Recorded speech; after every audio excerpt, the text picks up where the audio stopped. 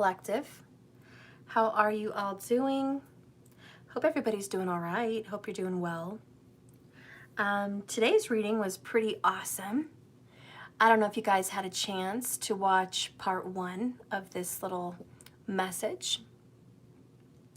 But if you did have a chance to watch it, you know it was pretty epic and definitely on target for so many people, especially, hi Elizabeth, definitely on target for you. So this next half, the second half of this little series, marriage/union, has a little something to do with your birth chart. The way I view marriage is different than what you probably believe. I don't just mean legally by paper and contract. That's not the kind of marriage that I believe astrologically is being shown in your birth charts. So I happen to feel that it's a little bit outdated. And I do follow Vedic sidereal astrology, so if anybody wants to know what kind of astrology I do, it's Vedic. Oh, hi, you're single. Okay, well, this works for single people too. So anyways, this marriage/union reading has to do with the times that you've been involved heavily and seriously with someone. Steph, you're losing me. What are you talking about? In Vedic sidereal and just most any astrology, they can predict the timing of marriage. And they can tell you if you're going to get married, if you're not. And I think that's important, you know. And there's a lot of truth in that. But thousands of years ago, you know, when this whole Vedic astrology thing happened, and I believe it was thousands of years ago because it's ancient, the way people viewed a birth chart was very different. Even hundreds of years ago, okay? People just didn't move in with people. They didn't just move in. They didn't just move in, make babies, have sex, share a bed, share a life, share a home, and play family. Okay, people did not do that. Human beings did not do that. People literally got married to share a home. They literally got married to have children because they knew their children would need to inherit the house, inherit the land, inherit whatever it is was going on with the marriage. So marriage was a lot of, you know, arrangements, and it was a very organized situation, and it was to survive. It was to survive, take care of your property, carry on your line, carry on your last name, and just, you know, survive. People had a lot of kids because not all the kids survived illnesses and sicknesses. And people didn't live as long as they do today. So, you know, people were dying in their 30s, even 50s in those days. Just not making it. The health just wasn't very good. So nowadays, things have really changed. We are an awakened group. But could be better, but things have been different. And let's just say today, in this day and age, a modern approach, which I want to take a modern approach to astrology and how to see when things are going to happen and what your spouse is going to be like and etc. In this day and age, in modern times, people move in with someone that they feel like they're in a serious relationship with. I mean, am I right? People move in, they move into an apartment or a house with their serious boyfriend or serious girlfriend. And you guys start sharing the bills, you share your bed, you share your home, and it becomes basically a union, okay? Which in astrology is technically a marriage, okay? So you cohabitate, you create a life. Now, the way I've seen marriages show up in astrology is Venus makes a full round around, a full orbit around the sun every 8 months. If Venus wants to give you some kind of a union or a marriage or something of some kind, it would be, it would need to have a full 8-month cycle. And I believe that if you are in union with someone for more than 8 months, that would show up on your birth chart. And so far, I've been right at the people that are seeing their marriages. And I also feel, especially with the Jupiter aspect, that children made and created into a relationship, whether there is marriage papers or not, when two people live together and create a family, create a line, that is technically a marriage, because that is when inheritance comes in. Your children will still inherit that person's belongings and the DNA, the ancestry, their parents' belongings, and land or property will be passed down to your children. So it still very much is a marriage, even if it never made it legal on paper. The children still inherit, okay? They still take on the last name of the parent most times.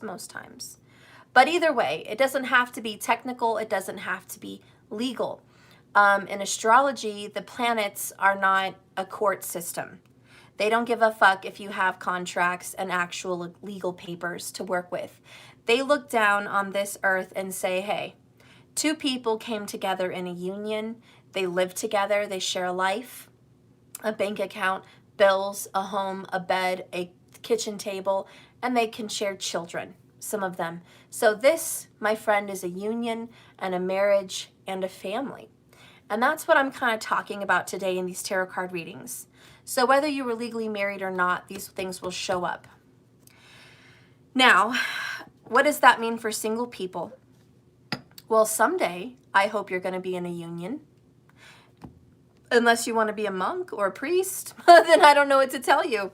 But someday, I hope you're going to end up in some kind of a marriage or union of some type with a partner, okay? So I hope that you do. If you don't, that's okay, but I hope that you do. So what we're talking about today with the houses is your first marriage, your first union of two people coming together, moving in and sharing a home for a substantial amount of time, or two people moving in together even for a short amount of time, creating a child, creating maybe a couple children. Let's just say creating a life. Two people coming together in the same home and creating life. If it is the first time that you've ever done that with anyone, it's the very first person you've ever been serious with and shared a home with and shared a life with, that would be seen in your 7th house. So the very first go round is your 7th house. If you're lucky, like some people, that's it. You guys stay together forever, you get married, you share children, and that's the end of the story. That is your relationship. And in an ideal world, that would be amazing. In an ideal world.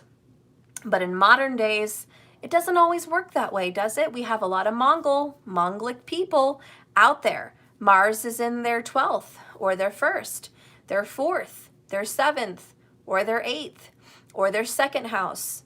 And a lot of people out there that have those placements know they've got some multi-relationships going on, especially people that have Ketu or Rahu going on in the 1st or 7th. They know they've got some ups and downs in relationships.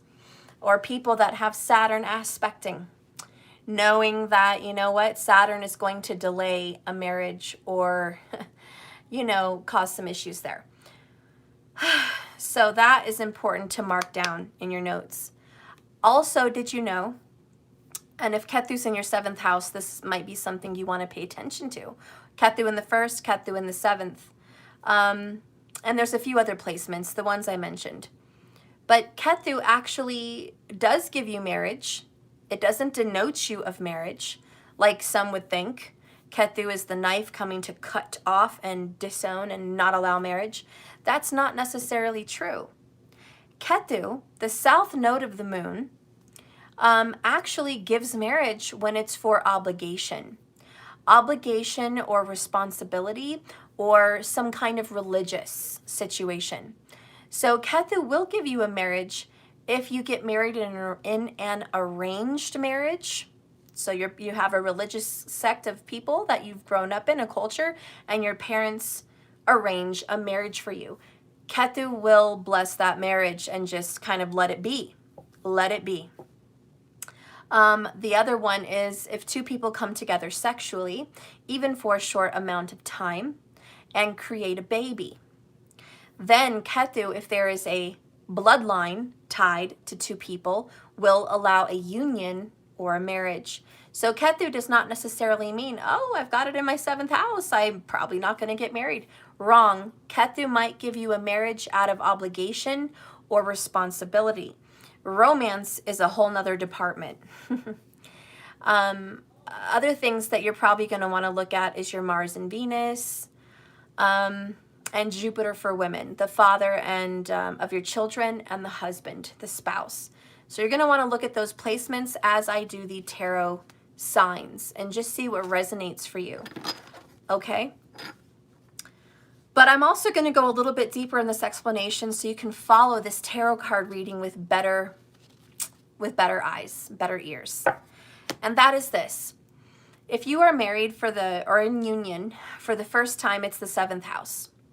Let's say you break up with that person and you, a year down the road, meet someone else, you get serious, you guys move in together, maybe you get married, maybe you make a baby, I don't know. But that relationship, the second one that it is serious and sharing a life, will be seen in the 2nd house of your birth chart. So look at your signs. What zodiac sign is in the 7th? What zodiac sign is in the 2nd house if this is your second relationship? So you're going to want to look at this not just from a 7th house perspective. You're going to want to check your 2nd house if this is your second major relationship. Or if you're single because you just ended your first serious relationship. And you know, maybe in a couple years, someday you're going to meet someone else. Who would that be? What would it be like? Well, I'm going to read on that. But you would check your 2nd house for a little bit more of a clue based on the sign that it's in and the ruling planet. What kind of marriage or union would that look like? Okay? Now, if you're like some people, you might have already been through a first and a second. Maybe a death happened. Maybe an unforeseen event happened. Maybe a cheating happened. Who knows what happened? Mongol people have some serious dramas going on. Then that means you'd be moving on to your 3rd, or you're already in your 3rd. Elizabeth's laughing because she knows we good on that. If that is the case, and you're on your 3rd, or you will be on your 3rd, the 3rd marriage is seen through the 9th house. The 9th. Okay, so sometimes they say 3 times a charm. 3 times a charm. Maybe it is a charm. The 9th house is lucky. Okay, look at the zodiac sign placement in that house and see the ruling planet. Okay, you'll know what kind of relationship you're going to have based on that marriage or union. Let's say you're a little bit busier than most in the relationship scene. Let's say you're near in the 40s or the 50s or who knows, and you're actually moving on to a 4th marriage or union. Remember, I don't mean literal marriage on paper. I mean union, sharing a home, sharing a life, sharing a family. Let's say you're on your 4th. What house would you look at for your 4th marriage or union? What would that be like? You're going to want to look at your 4th house. That's easy to remember. Your 4th house is going to denote your 4th relationship, okay? Union or marriage, okay? That's going to tell you a little bit about what that union might look like, might feel like, what they might be like, etc., etc. So you're going to want to look at the 4th. Let's say you can go even a little bit further than that. Let's just say you just got out of a 4th serious union and you're saying to me, Steph, am I ever going to have an actual relationship for when I grow old and I end up with someone? Am I ever going to end up with someone? Am I going to have another partner, or is this it for me? You would want to look at the 11th house. Okay, so the 11th house would be a fifth relationship, marriage, or union. And you're going to want to look at the zodiac sign in there and the ruling planet. You're going to want to look at that house and see what that's going to be like. Okay? And so on. Okay? So if you're going to go on past that, say you're going to be on a seventh relationship, God bless you. It would be pretty shitty, to be honest, because it would be in the sixth. The sixth house would unfortunately be the sixth marriage or union. That is the house of enemies and trials and tribulations and bad health and diseases and all kinds of dramas. Not a very good house, okay? Not a happy one, that's for sure. So that's the drama, okay? And let's say that you wanted to go even further than the sixth relationship. Let's say you wanted to get into a seventh one. God bless you more, okay? You would be looking at the first house. Marriage would be about you for a change. Maybe then you'd get married to make you happy and you'd be the star of the show. And you wouldn't have to deal with any more problems ever again. God bless you. I hope that's the truth. So anyways, that is what I'm looking at as far as relationships and unions, marriages. So when I say marriage on my thumbnail and on my title, I don't necessarily mean it must be required to have a marriage certificate and a marriage license. Many people, I am one of them, have been in decade relationships or more with wedding ring sets, last names being shared, babies being made, homes being bought, and lives being spent and shared together, inheritances and deaths. And that was every bit a marriage. Okay, whether or not it was ever legally done on paper is no matter. Not astrologically, okay? So you're gonna wanna look at things astrologically, because how many single people do I talk to, or how many people come to me, or even any astrologer, and they say, you know, Mr. and Mrs. Astrologer, am I ever gonna get married? And when is my marriage gonna happen? Sometimes you're like me and Saturn is not allowing it for a very long time, a legal marriage. Saturn may prevent a legal marriage. I myself have had 2 legal marriages prevented by Saturn. So that happens. Sometimes the legalities just don't happen, but everything else does. Everything else does. And that's trial and error as an astrologer, looking at people's lives and saying, how has your life been? How many kids do you have?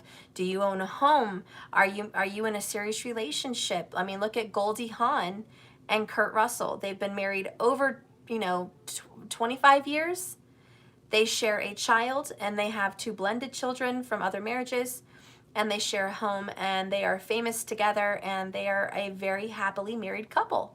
Even though they don't want to have the paper, because Saturn is probably really hard on them and aspecting them, they share the life, okay? They share the married life.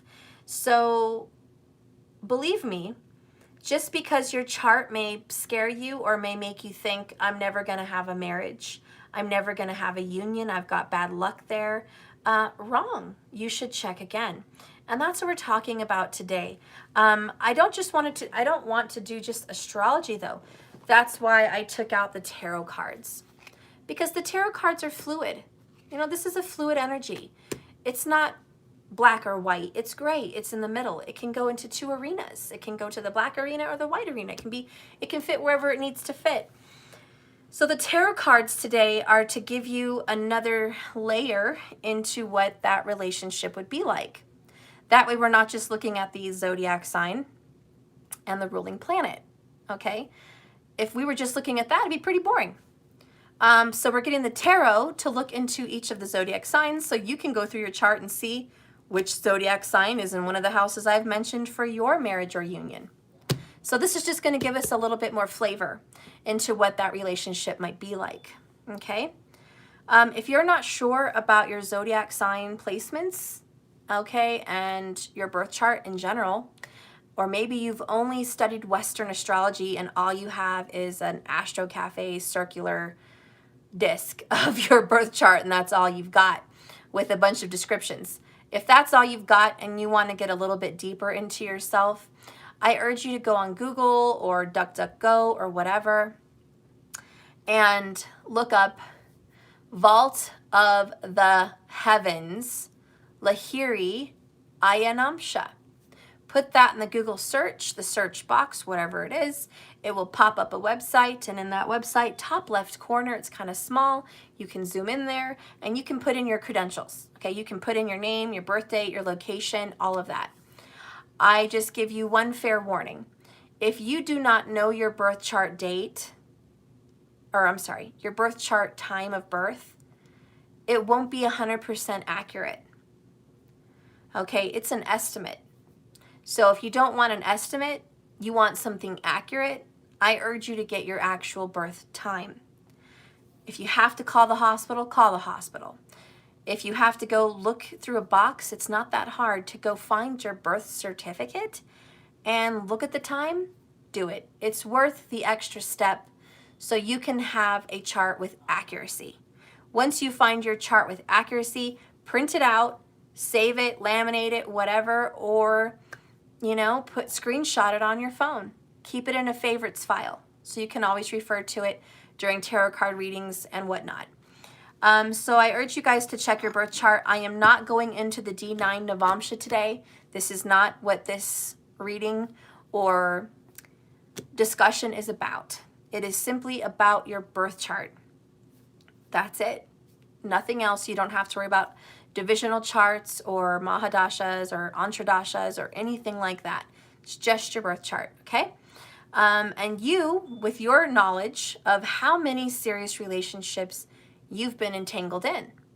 So if you have your birth chart and you know how many relationships you've moved in with and had a serious relationship with, then I think you know what you're doing. And I think you're going to be able to tell if this is your first, second, third, fourth, fifth, sixth, whatever, union/marriage astrologically. Because keep in mind, 100 years ago, you probably wouldn't have been in half the relationships you've been in. You would have courted someone, or you would have been courted and gotten married. And it would have been that way, and divorce would have been very taboo. You may not have ever gotten divorced, period. You may have had love affairs, but you never would have moved in with another person or shared children. That's for sure. Some and a few have, but not really. So, you're going to want to look at that, okay? Have I made myself clear? Do you guys get where we're going with this today? I hope so. So as I pull out the rest of the zodiac signs, Libra through Pisces, you're going to want to check out the houses I mentioned, okay? 7, 2, 4, 9, 11, 6, and so on, okay? You're going to want to look at those houses and see what number marriages you're on, okay? And for anyone that's watching later and it's like an hour in and you don't know what the fuck's going on, can my moderators or anyone that does know what's going on fill people in if they have questions or confusion in the comments? That would be so great. Okay, so I'm going to go ahead. This is the second half of these videos and get in. If you've missed the first half, you missed a good thing. You should try to catch up and watch that first half if you can. Markers, our dear beloved here, has definitely, it's time-stamped the first reading, so you can jump to the zodiac signs that you need to. So you don't have to sit through the whole thing. So thank you, markers, for doing that. I super appreciate that. Okay, so now we're getting into the sign of Libra. And this is a very important sign. It is ruled by Venus. Okay, so that is definitely a relationship planet, one that tells you if you're going to have love. Very important sign. All right, so if it falls in one of the houses I mentioned for you, 7, 2, 4, 9, 11, or 6, or however this falls in line for you, listen up. This might tell you a little something about your marriage and relationship or union. Spirit, please guide and direct me to the sign of Libra for a marriage or union.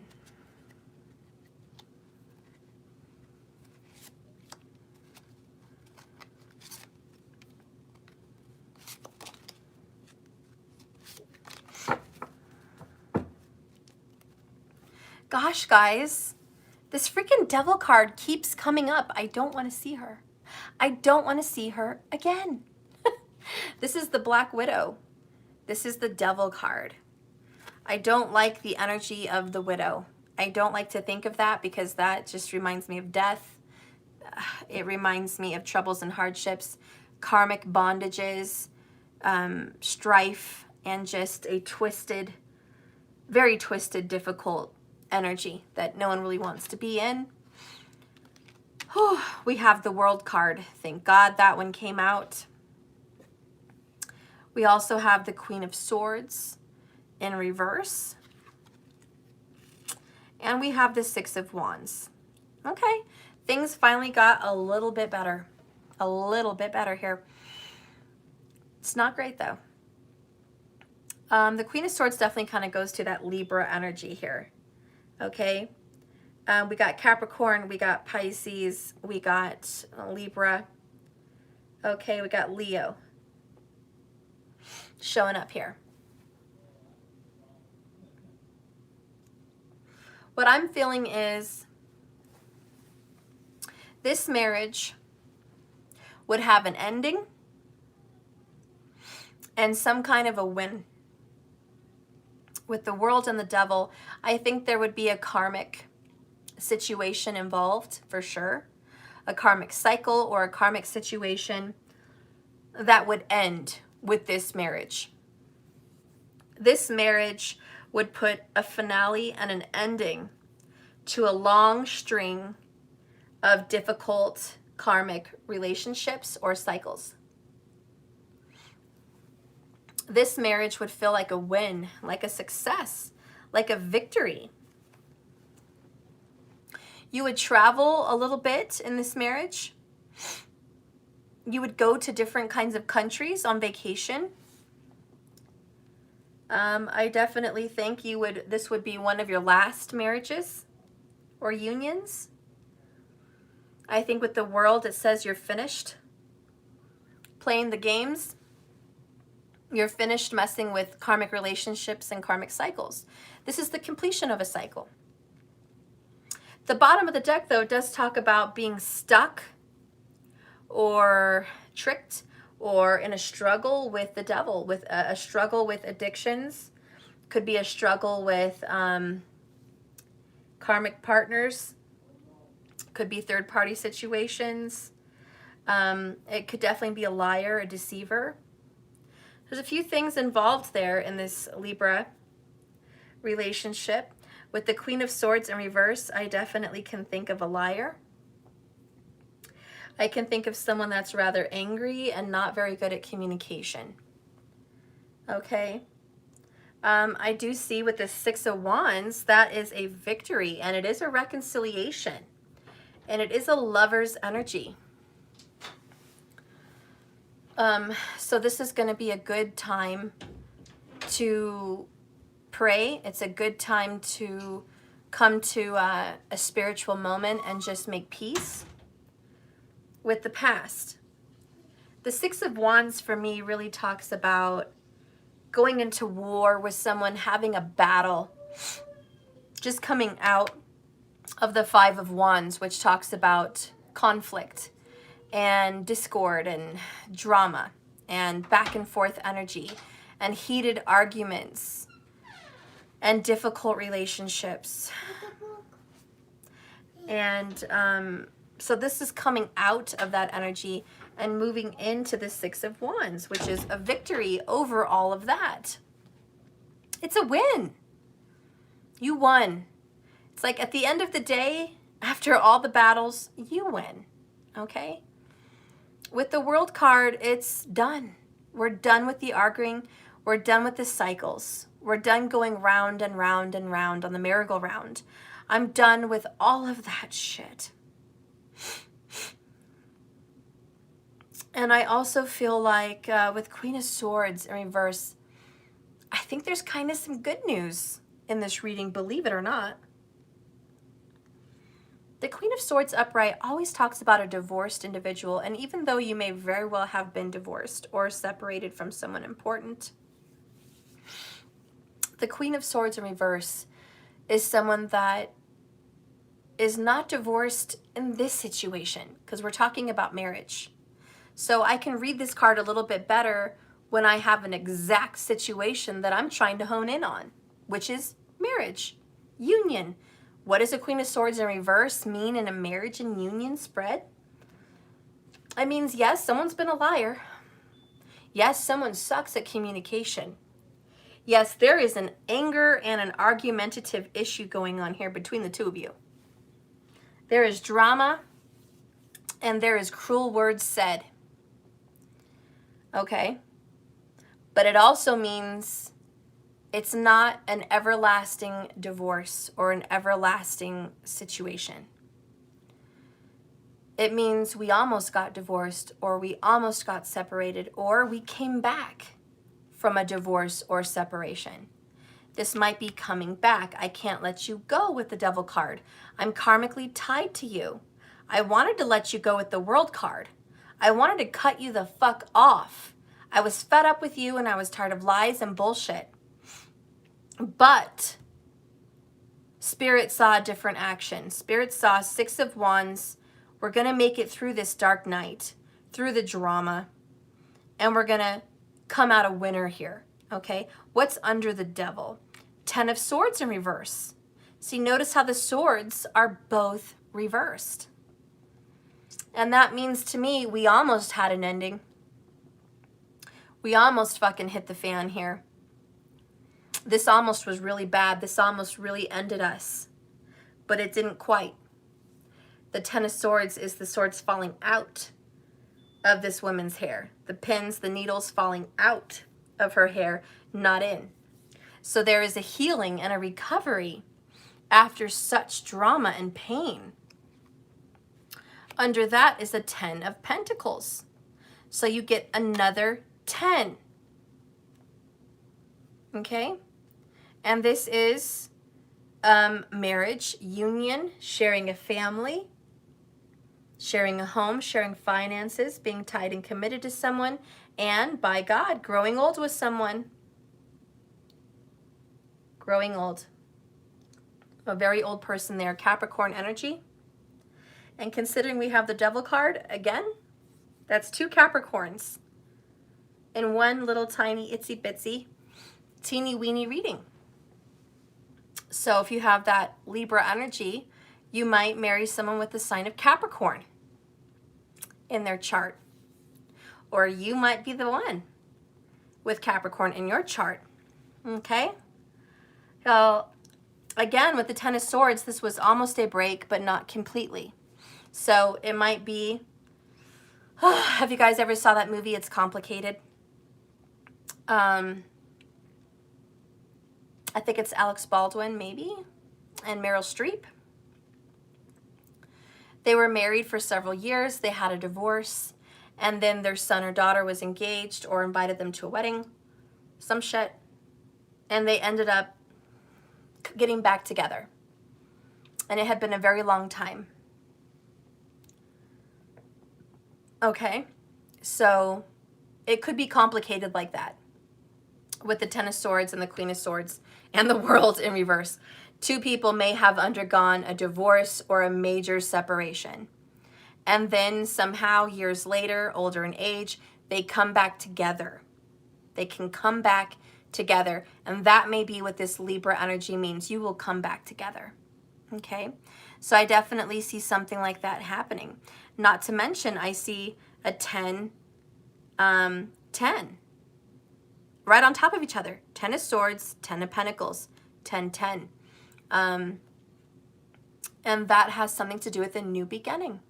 The ending of a cycle and the new beginning of a new chapter. And with the Devil card, I really just think that it's you can't get away from me. Kind of, you're stuck with me, babe. You're stuck with me. You're not going nowhere. You're stuck with me. Okay, so you are definitely stuck with someone and there's just no escape. You're stuck with me, I'm stuck with you, we're stuck together. You know, it's this karmic entwinement. Not saying it's a karmic relationship, but I'm saying there's karma involved. And the karma says you can't escape. There was once an ending, and now we get a reconciliation. We're going to quit our karmic cycles together. That's what I kind of see, quitting the karmic cycles together. Let's get an oracle. I forgot to do these in part 1, so I'm going to do these in this second half. I don't know why I forgot, but give me an oracle, Spirit, for this Libra message in marriage and union, and give me an energy of what this marriage would feel like. What would this marriage or union feel like? Oh my God. Bottom of the deck, at least is good. Dandelion, planting seeds. Leo energy there, right? Planting seeds, planting seeds. Ooh, this is also making babies. Planting seeds in another. Planting seeds. This marriage or union would feel like we planted a seed. And it's going to fucking grow. That motherfucking kid is going to grow. Okay? We can't escape from each other. No wonder we have karma. Okay? We made a baby. Excuse the fuck out of me. Maybe more than one. Okay? So there's the planting of seeds. But it's also, for those of you that, you know, maybe won't have children in that situation, even though I saw an emperor, boom, right there, okay? Even if you don't have children, it would be your relationship feels like you guys started something and now you got to finish something, okay? You started something, you got to finish it, says the Devil card, but more so just the Capricorn energy. Start what you finish, okay? Now this card, what came out for what the relationship is going to feel like is cart, slow progress. Okay, so this Libra relationship, union, marriage is going to feel like slow motherfucking progress. But don't put the cart before the horse. Don't put the cart before the horse here. Shit needs to happen, maybe very slowly, but shit needs to happen a specific way. Okay, the World card says we've got to put an end to cycles, and with that comes work. We may have a lot of tempers here. We may have some disagreements here. We may not know how to fucking communicate here. There may be some inner issues and feelings that are hard feelings towards each other that we got to work this shit out. We have some hard feelings for each other. Work it out, okay? We are karmically entwined and we've got to figure it out. So yeah, so for this Libra marriage or union, it's going to feel slow as hell. It's going to feel like you planted seeds long ago, but it will come to fruition. The Six of Wands guarantees a win in the end. So anyways, that is a Libra look at a marital situation, a union situation. There will be an ending, but there will be a reunion. Okay? No getting away from this partner. Maybe for a little while, but not permanently. Okay? So anyways, that's that. We're going to move in now to the sign of Scorpio. Scorpio, Scorpio, what's up with you? Spirit, please guide and direct me in a beautiful message for the sign of Scorpio in regards to marriage and union. You know what I'm going for here, Spirit. You know it's about the houses, okay? Or you know it's about the signs of the people involved. But give this message an honest chance to show us what this Scorpio union is going to feel like.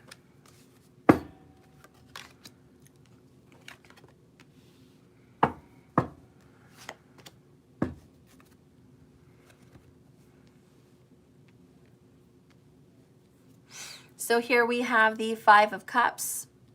We have the Page of Wands. We have the Six of Pentacles.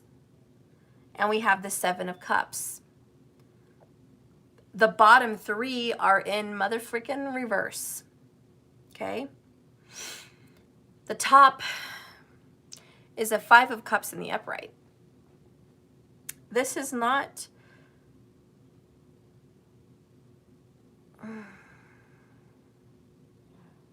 This is not going to end well. I'm sorry.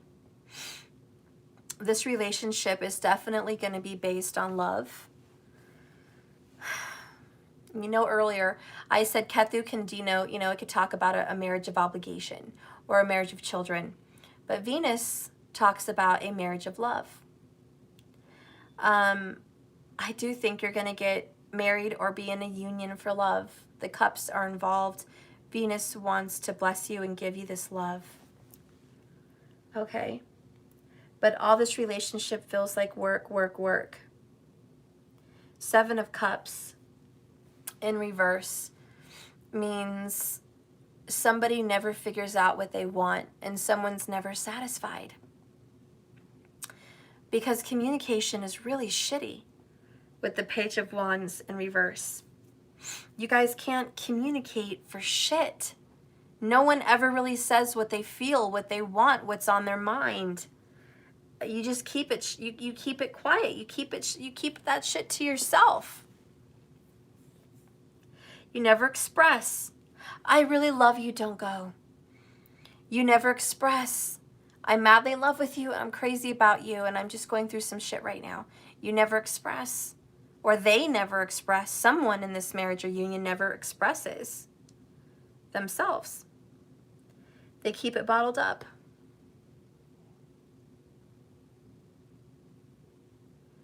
So 1 of you, 2 of you, whatever. Okay? I gotta read Elizabeth's comment here. Stephanie, I have freaking Scorpio in my 11th with Saturn. I think I'm not going for a 5th. Oh my God. Can I skip to the next one? Damn, girl, me too, right? I would love to skip to the motherfucking next one. You don't have to take these marriages and unions on. This is just what's predicted. I see that it was based on love, but there's a lot of pain. There's a lot of remorse. There's a lot of guilt. There's a lot of looking back on the past. There's a lot of crying over spilled milk involved here. There's a lot of being sad and just really down, you know, just not feeling well. Even maybe some sense of depression here. Just a lot of sadness. A lot of guilt and remorse. And then with the 6 of Pentacles in reverse, it's like somebody never got their karma, or there was unfinished business. I really think it's more unfinished business. And unfair, just unfair, unequal giving. This is someone not getting dished out the karma you wanted them to get dished out. There may be a child involved here, Page of Wands, could be. Or it could be someone just feels bad about their kid's father or kid's mother in the past. They may have some issues with their children because of a poor relationship prior to this one. Could be. Yeah, it is really late for me. But I wanted to finish this. So with the Page of Wands in reverse, this really isn't going anywhere. It's not going anywhere. It may be stagnant. It may be a very stagnant relationship where everyone just stays quiet, doesn't share, doesn't take action, doesn't express themselves, and doesn't know what they want. The 7 of Cups is, I have dreams, but I lost them a long time ago. And I don't want to talk about it. And to be honest, this feels like settling. It could be settling. And it could be someone just feels this way deep inside and never says anything to the other person. You know, it could be I'm settling with you and secrets, you'll never know how I really feel. You really will never know how I really feel because our communication will be really shitty. Let's hope for a better card back here. We have the Sun card. And then we have another 5 of Pentacles, damn. There's happiness in this relationship, but it feels like a loss. Okay, I have to come out and say it. I can't lie to you guys. Somebody is going to settle. You're not the one I really wanted. You're not the motherfucking one I really wanted. But I'm going to make the most of it. That's what the fuck this is. That's what the fuck this is. And I'm so sorry. I'm so fucking loving sorry that this is this message, Scorpio. But goddamn, Five of Pentacles is grief and loss and sorrow and just shit. Okay? And then Five of Cups is fucking grief and sorrow and loss and regret and remorse and just shit. So, you know, to be honest, this is up shit creek. But the Sun card is the only thing that gives me any hope. And it means that someone's trying to be happy. Probably a Leo. Could be definitely dealing with a Leo. But somebody's trying to make someone happy. Someone's trying to be the joy in someone's life. Someone wants to bring joy here. You know, maybe you guys find joy in a son. A child that is a Leo. Or a child that is a fire energy. Okay? Could be a child that's a fire energy. And you guys find joy in that child. You know,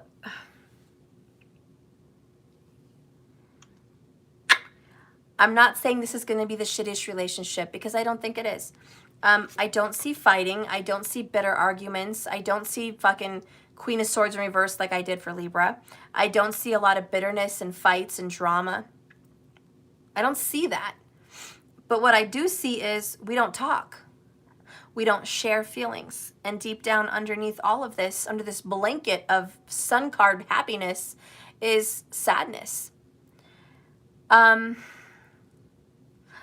all that keeps coming to my mind is the movie The Notebook, when Allie's mom, who was married to her father, and they seemed very happy, and her father was wealthy in the South, and a good-looking, charming man, and treated the mother with respect and love. And they had a good life, and they raised a good daughter. And Allie never even knew there was anybody else. Allie never even knew that shit in the movie The Notebook.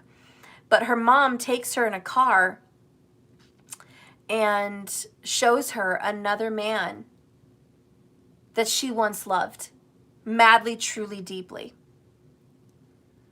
And she shows her and she says, I did love once. I loved as madly and deeply as you and Noah feel. I was mad, crazy in love with this man. We couldn't keep our hands off each other. We were madly in love, just crazy in love. But I ended up marrying your father. You know, it was kind of Ketu marriage. It was kind of arranged. It was for money, obligation, arranged marriages, survival, children. Like it was all organized, you know. It wasn't for passion and love, because Ketu would have said no to that shit. So she got married and she had a successful marriage. And do you guys know, Ketu won't break up a marriage. If you've ever seen a Ketu marriage, an arranged marriage or a marriage for children or a marriage for money, you don't even know the strength that you would have to take to break up that marriage. Fighting Ketu is deadly. Ketu is a deadly fighter. Ketu is a malefic, very strong malefic. Prying something from what he wants is very hard to do. Okay? So anyways, that marriages like that last. They last forever. Ketu marriages last forever. Or they can. If they're allowed to be left alone, they can. If no one rocks the boat. And what I'm seeing here, this could be a Ketu marriage. No one here rocks the boat. That's why it's going to last, because no one here rocks the boat. No one ruffles any feathers. No one says anything. No one brings anything up. We just shh, hush, hush. Let's live our lives in this union and not really share our feelings. But in that movie, you know, Noah's mom cried and she was like, I love that man. And I often wonder what my life would have been like had I been with him. But she said, then I wouldn't have you. And I wouldn't have your father, and I wouldn't have our life. And she goes, don't get me wrong, goddammit. I love your father. You know, she said that. She said, I love your father. He's a good man, and he's been good to me, and he's been good to you. But the way she turned back and looked at that other man is a way that she would never look at her husband. So I really think that's kind of what this relationship is gonna be about. It's gonna be kind of arranged. It might be about children, or it might just be a settling of some kind. But there's definitely someone here that's just like, I wish, and I think, and it's in my heart, and I have deep-rooted secrets about someone that I love, you know? And I don't think you're gonna be miserable. This is good. Sun card is good. This is a big house. This is children. This is money. This is traveling. This is good looks. This is parties, romance, celebrations, good Christmases, good things. This is good. It's good. It's really good. But it just lacks that passion, doesn't it? And she's always hiding behind her bird. There's always one side of the story someone will never know. You guys ever saw that that movie, The Duchess? If you guys have never seen the movie The Duchess, you're missing a good one. I forget the English actress that was in there. She was in the Pirates of the Caribbean. Keira Knightley. It's Keira Knightley. She married a good-looking husband. He was a prince of France. It was an arranged marriage. It lasted...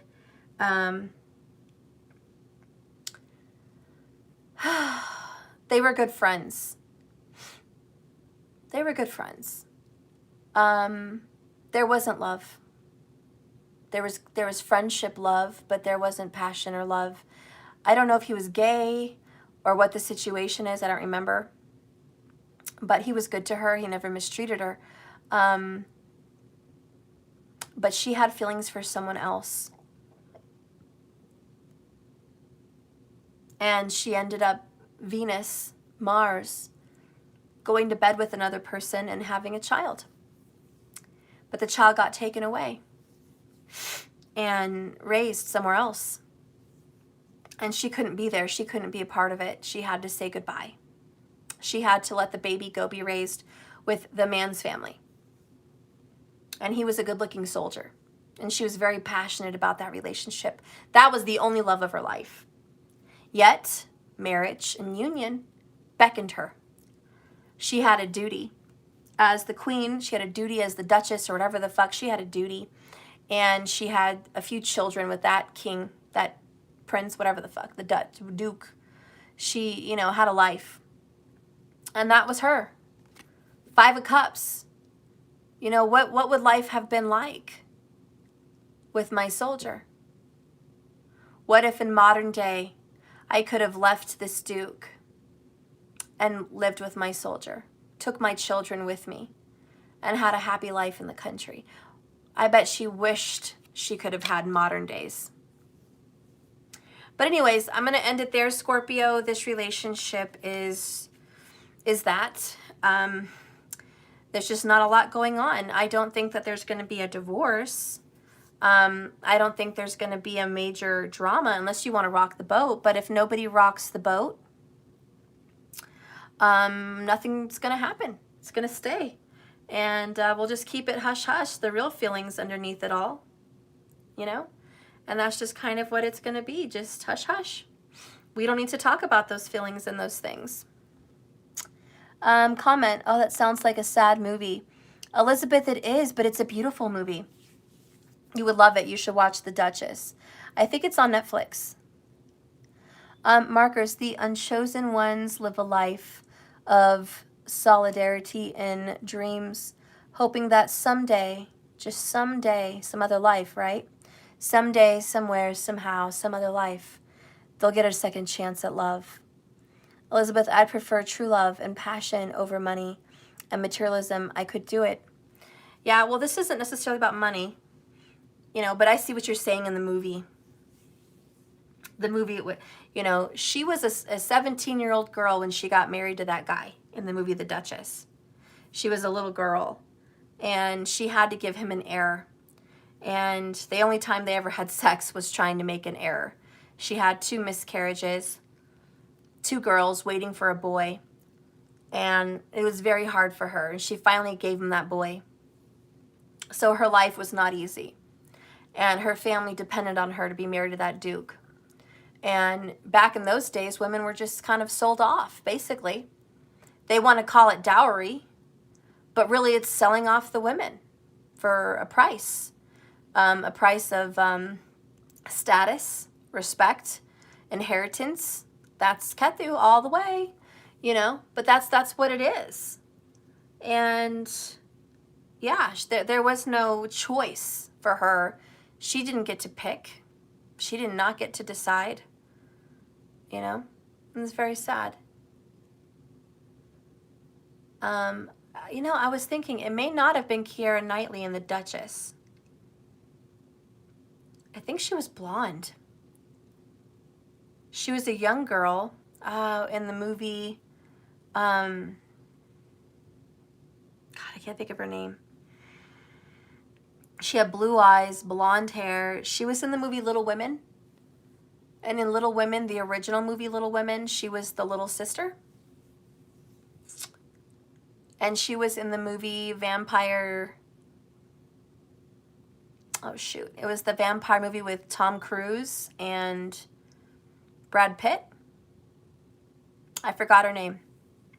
Blonde hair, blue-eyed woman. She was in Spider-Man. She was Spider-Man's woman with the red hair. I can't think of her name. Anyways, oh, Kristen Dunst. Kristen Dunst. She may have been in The Duchess. I'm not sure if it was Kristen Dunst or Keira Knightley, but one of them was in the movie The Duchess. And anyways, that's kind of what this movie reminds me of, okay? So I just don't see a lot of passion here, and I don't see fairness and equality here. This is not give and take. This is not so great, okay? I'll get one oracle. Oh, Keira Knightley's in The Duchess? Okay, thank you, Elizabeth. Wasn't quite sure. Butterfly. Big changes. Bottom of the deck is padlock, not available. So someone's heart is emotionally taken. Their heart is already loving another. There's already another love. They are taken. They are not emotionally available. But this relationship that comes in offers them big changes. You know, this relationship is stable. There's a nice home. You don't have to worry about bills. You don't have to worry about being alone. You don't have to worry about your health. You don't have to worry about your children's peace. You don't have to worry about, you know, 401k or growing old together, what kind of Kaiser Permanente you have or whatever. You know, the big changes here is there is peace, but just so much sadness of not being super duper in love. It's just sad to say, Scorpio, but that's really what it is. It's a big change for you, and you're going to have to transform yourself. You're going to have to change your viewpoint on marriage and union, but love is not going to be part of the deal. It's just not going to be part of the deal. Okay, so that's Scorpio. I'm sorry, honey. It could be worse. I mean, at least you're not alone. At least you have someone that cares about you, that wants to make you happy and takes you to travel and see things all over the world. At least you have peace of mind. At least you have your health. You know, at least you have a decent life, okay? And you can sleep well at night. I'm just sorry that your heart is not full of joy about it.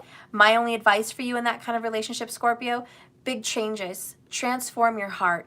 Learn to love someone and learn to let go of the person in your past. Because really, Scorpio, the 8th house for you represents death and transformation. So I think the best advice I can give you, if I can help you with anything in this soon-to-be marriage or marriage today, is let go of the person in the past and move on to what you have today. That may help you heal so much more. Okay? Make the most of it. All right. So now we're going to get into Ophiuchus. Ophiuchus is the tail end of Scorpio. It's right between Scorpio and Sagittarius. It's now the 13th sign of the zodiac, and I'm going to read you. So if you have an Ophiuchus sign somewhere in your house, you're not going to find it on any chart. It's really not put in to birth charts today. because it's fairly new. So you're not going to find a birth chart with that in the mix, but I'm just going to do it anyways. The best way you can know if you have an Ophiuchus there is look at the degrees of a Scorpio placement or a Saggy placement. If it's in the last degrees of Scorpio, it's Ophiuchus. If it's in the very first degrees of Sagittarius, it's Ophiuchus. It's a very small constellation, but it's there. You know how you guys spin those games that the ball goes tick, tick, tick, tick, and it wants to fall into a hole and give you a certain amount of tickets, like at Chuck E. Cheese or something? And you know how they have all those 100 tickets, 20 tickets, 50 tickets, and then jackpot. It's that little sliver, 100 tickets. Well, that little sliver, that little jackpot, little sliver to get all those freaking Chuck E. Cheese tickets is Ophiuchus. It's that small in between the signs. It's tiny. It's just a sliver. You hit or you miss. But if you hit it and you're into that particular section, then it would resonate for you, okay? If not, don't worry about it. It's a very small section of people that would fall under that. So look at the degrees. Last degrees of Scorpio, earliest degrees of Saggy. You're an Ophiuchus. Okay. First card out is King of Pentacles. Show me Ophiuchus, marriage, union. Show me Ophiuchus, marriage or union. All right. A little bit like Scorpio's reading just now. We have King of Pentacles, which is good. This relationship is going to be financially good. There's going to be a nice home, a nice car, a nice 401k, a nice pension, nice insurance. Okay, you're going to have security. You're going to have security in this relationship. You guys are going to have a good, life together. Four of Pentacles in reverse is letting go. Letting things go, letting things slip. Someone had to let go of a secret. The High Priestess. The High Priestess is definitely Scorpio Gemini energy. Okay, and it's all about hidden things, withheld things. And in the upright, she does keep secrets. She withholds. What is she withholding in this relationship? The Lover's card. Gemini energy. What's under that bitch? The Devil card. What's under the Devil card? The Six of Cups in reverse. Oh boy. So again, kind of, and I'm just going to reiterate, it feels a lot like Scorpio's reading just now.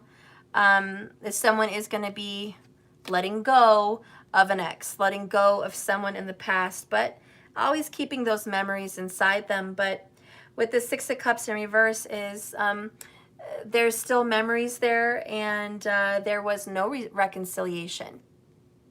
There was also possibly no closure. No closure, no reconciliation, and they had to let go anyways. Who do I think you could marry? A strong Capricorn. Strong Capricorn placement. Okay. Also strong Gemini and Scorpio placement. But I'll tell you this union is going to feel good. The King of Pentacles and the Lover's card. Yeah, there's always going to be someone else. Maybe your person's hanging on to someone else.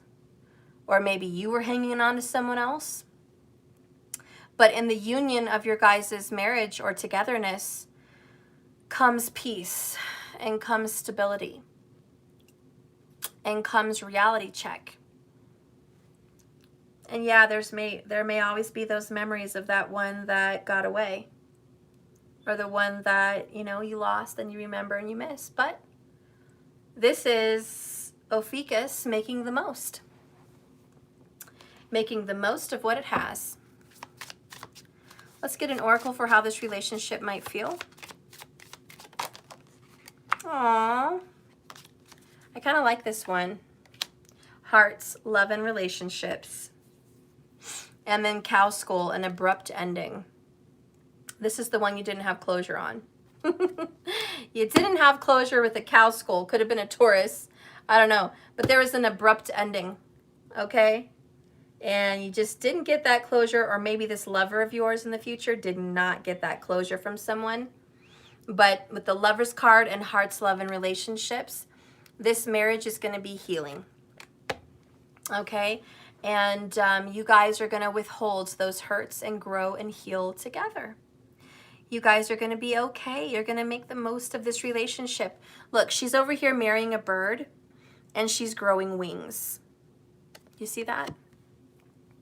She's marrying a bird, and she's a human, so he's giving her wings. And the bird who's marrying her is growing legs. So they give each other a little something, something, right? I give something to you, you give something to me.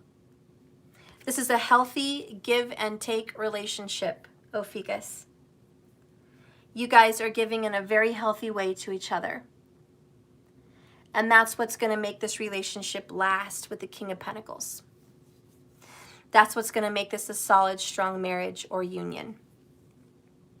There's always going to be that ship that was lost at sea, the ship that got away, the secrets, the feelings, the hidden things. There will be there. But all in all, you're going to let it go. Four of Pentacles. Some energy about this relationship would be possibly coming into money with someone, or their family coming from a prim and proper line of ancestors. I feel there might be some Victorian inheritance. Maybe it's a Victorian house. Maybe it's Victorian clothes or jewelry or Victorian furniture or pictures and photographs. I don't know, maybe, whatever. But there's going to be some level of Victorian inheritance in this marriage or union. And there is going to be a formal dining room in this marriage or union. Definitely coming out with some details here. So a formal dining room with china and, specific kinds of plates.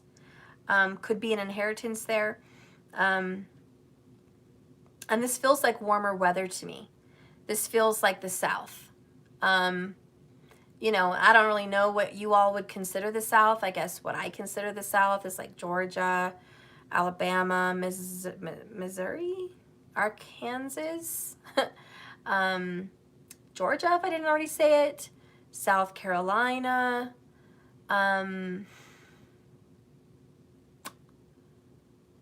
that's pretty much what I consider the South. I mean, I really don't think of other places that could be Florida. Could be Florida.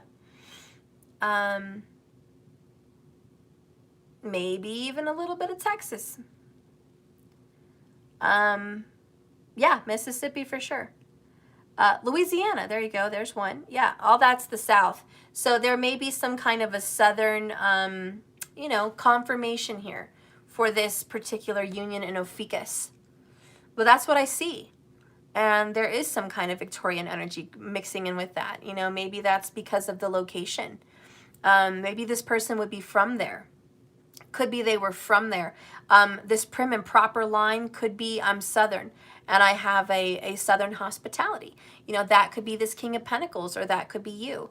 But hell, I'll fucking trade you. This is a damn good reading. This is a damn good this is a damn good spouse, okay? The Lover's card, fuck yeah. Hearts, love, and relationships, fuck yeah. This is a really good connection. And, I'm just sorry to the person that had an abrupt ending and, is trying to get over it. They had a rough break with a previous relationship before they got this one. But this one's a winner.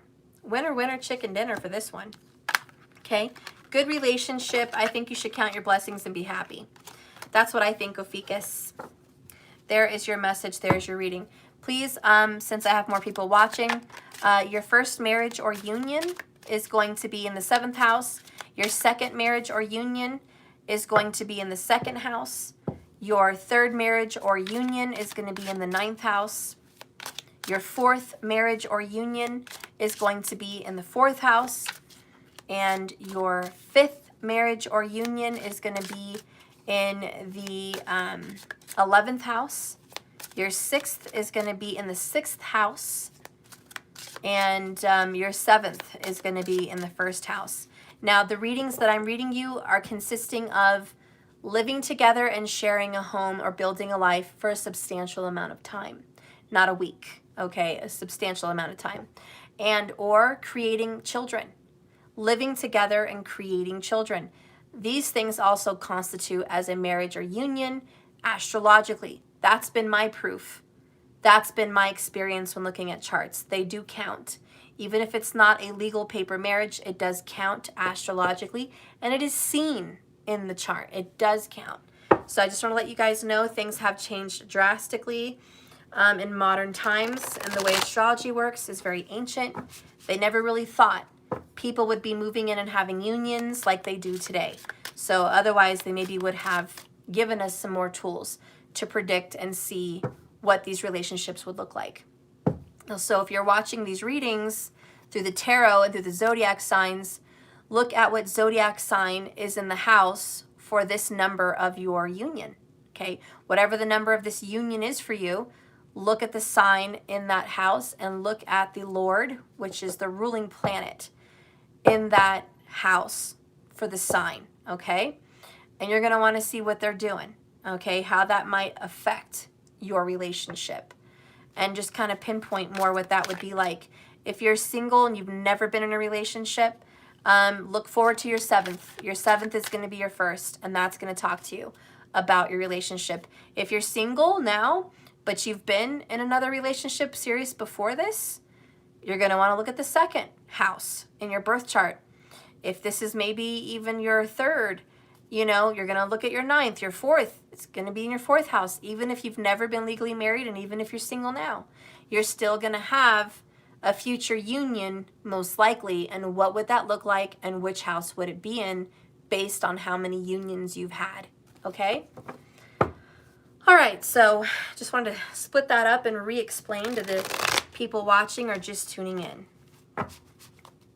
Spirit, please guide and direct me right now to the sign of Sagittarius. Sagittarius, marriage or union. No, this wants to be this way.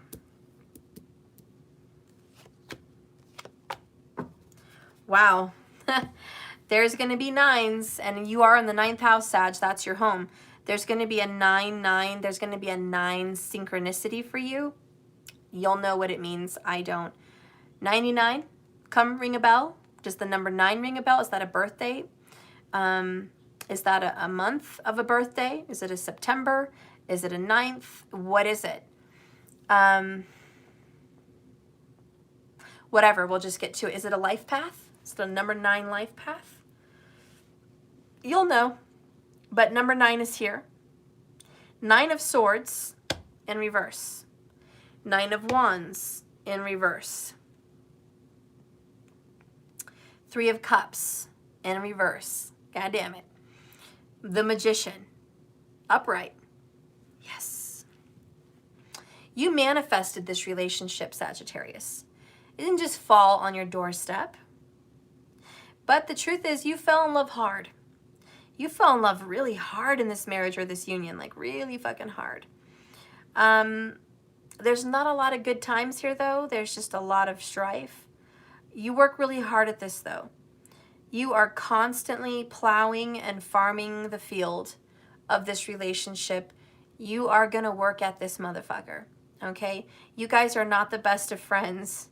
You don't always get along, and there's been some sleepless motherfucking nights.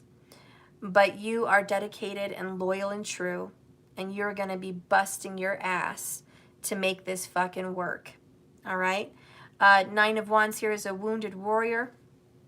You can see all the stitches on her chest. She's been cut a lot. And she's not exactly healed. Okay, she's not exactly healed. It's still there, it's still showing. But she is trying so hard to take those walls down. She's trying so hard to ignore those wounded, painful hurts. And with the 9 of Swords, she's like, I'm going to sleep well, goddammit. I don't care if I have to take a sleeping pill. I'm going to sleep well. I am not going to be getting my stomach in knots. I'm not going to be stressing myself out in this relationship. I've had too much pain in my life, and I'm not going to let this go anymore. The person you would come into a union with, or you, would have a past of cutting yourself. Hate to put that out there, but you or your lover in this relationship, as a teen or even a grown adult, I don't know, would have a history of cutting themselves on purpose, to suffer, to have pain, or to, get away from a situation mentally. Okay, so this person would have some Mercury drama going on. Okay, that's a thing. That's a thing. 3 of Cups in the reverse, King of Swords in the upright, and then Ace of Wands. The one good thing you guys are going to have in this relationship is good bomb-ass sex. Just saying. Good bomb-ass that. You are also both going to communicate fluidly and frequently. So Mercury is going to make sure you guys are communicating, even though you guys won't always be communicating on the right terms. Okay?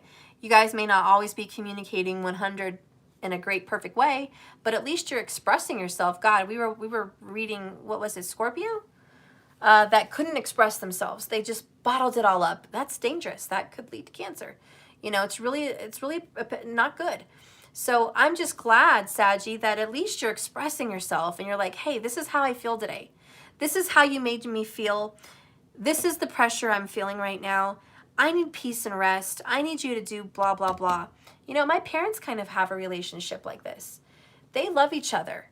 They fucking love each other, but they get on their mother-loving nerves, okay? And they argue so much. My parents, my stepdad and my mom, they argue a lot, believe it or not, about stupid shit. Like buying a door, not asking the other person, or, not having the right kind of attitude, not acting chipper enough, not acting smiley enough. They're just on each other's ass. And maybe it's because they've been married so long. I don't fucking know. But they're on each other's ass a lot. But they stick it out. They stick it the fuck out. And they have had their cuts. They have had their wounds. Okay? They've had previous marriages. They've had pain in the past.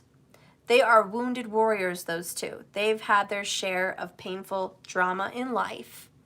But they always heal each other's wounds. They lick each other's wounds once they're done with being the King of Swords. Both of them have a King of Swords mentality towards one another. And they can be very cold. They may not always have a lot of good times with the 3 of Cups in reverse, but they make the most out of what they have. And I tell you, they go camping together, they take trips together, they soak in the hot tub together, they go on vacations, they go on trips to Florida or trips to Mexico or whatever, and they make a point to work at their freaking relationship.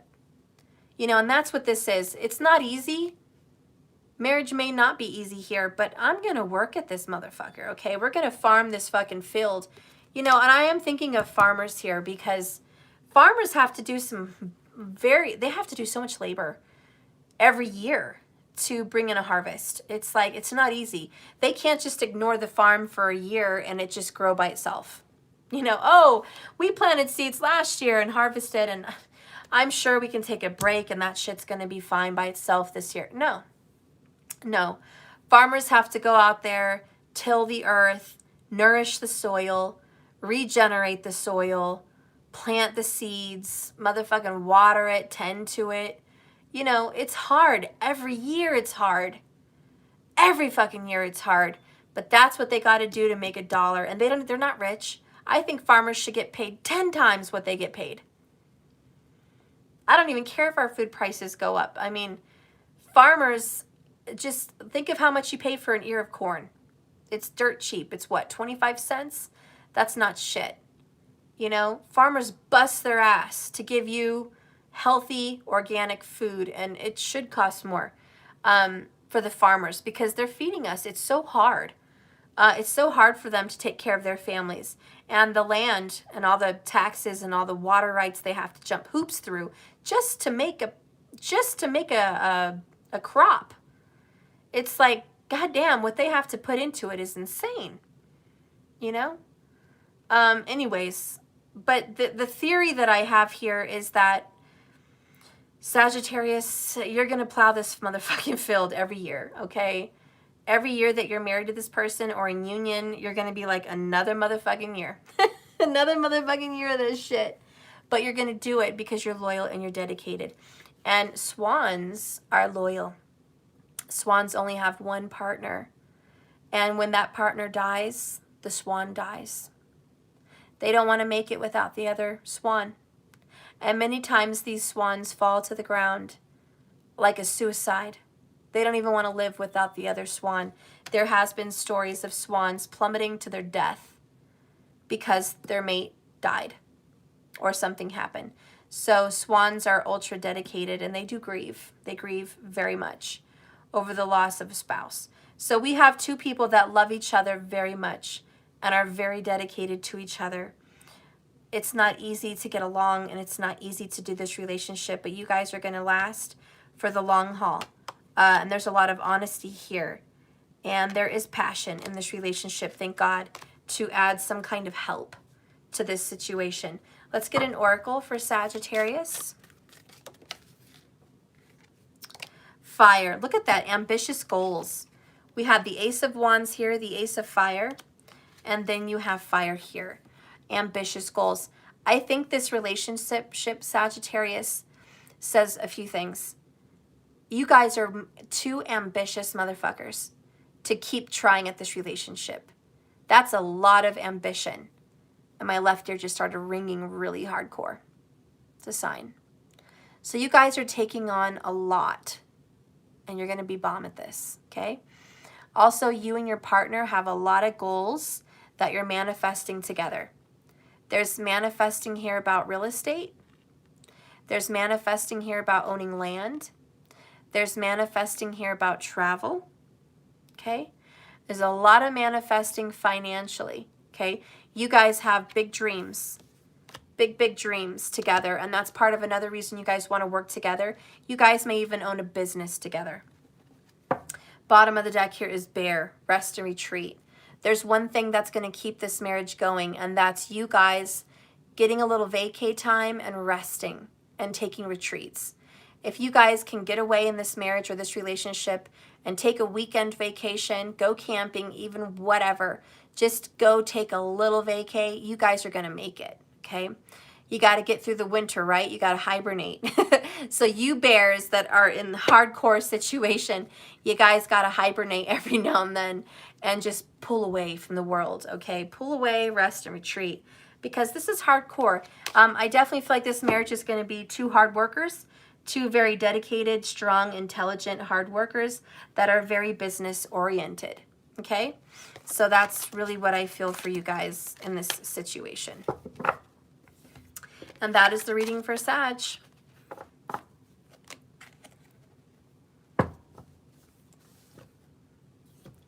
Not an easy marriage, but it's a good marriage. It's a loving marriage. You got passion.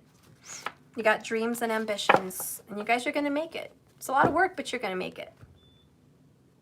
Just like farmers that farm, they're like, I don't know how we did it. I don't know how we made it through another year, you know, on this cattle ranch or this farm. But somehow we made it. It wasn't easy, but we made it.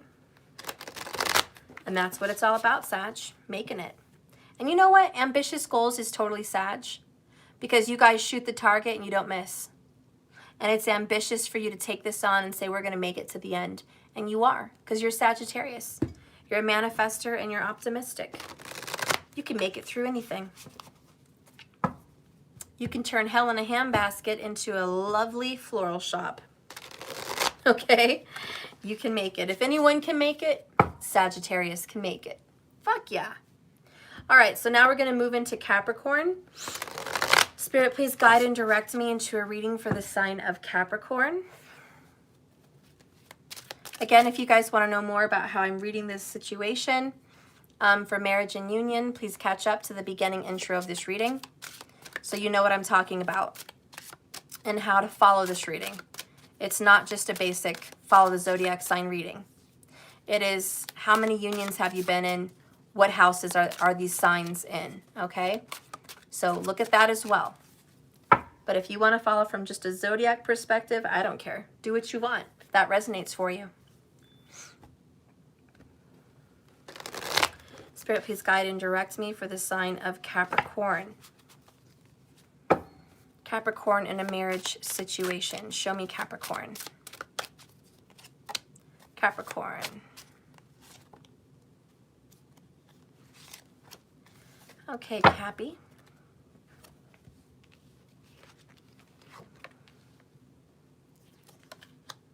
Whew. All right. King of Wands. 8 of Swords. Page of Swords. And Death. Okay.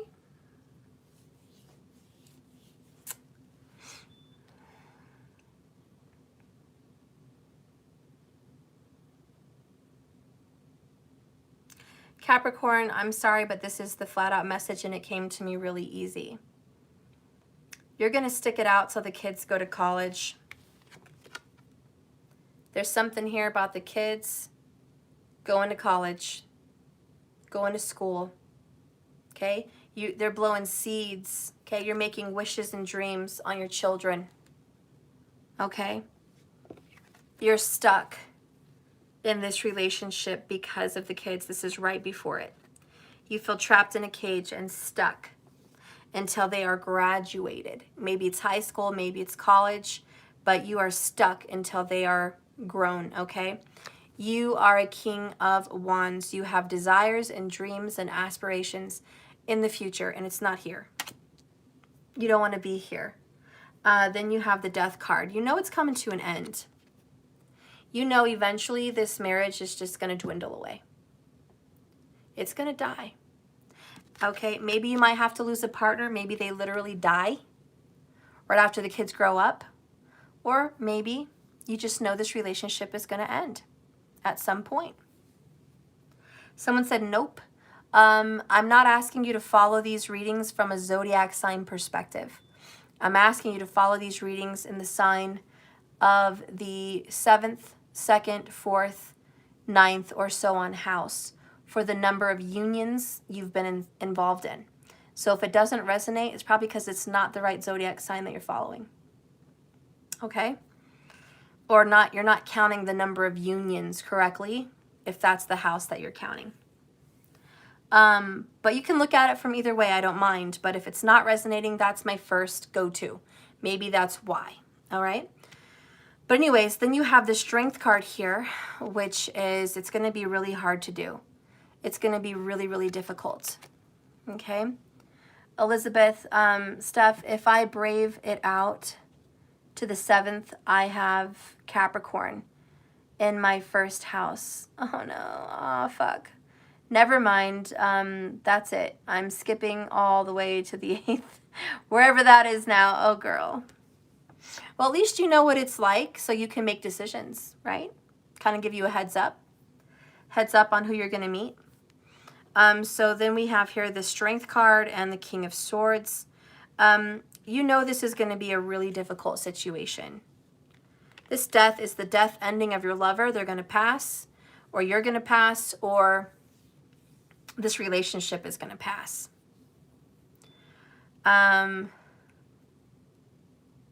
I also definitely feel the kids are the only glue that you guys have ever had anyways. And once they're gone, it's open. I think if you leave this situation, you will meet possibly a Leo or a King of Swords, which could be an Aquarius. There's an Empress here. You might grow in a relationship, okay, with somebody like that. Somebody that's smart and intelligent, somebody that's strong, somebody that's been through it. And you may definitely befriend, I feel there's something here with a college professor. A college professor or a writer or a teacher. There's definitely some kind of energy here about a teacher of some sort.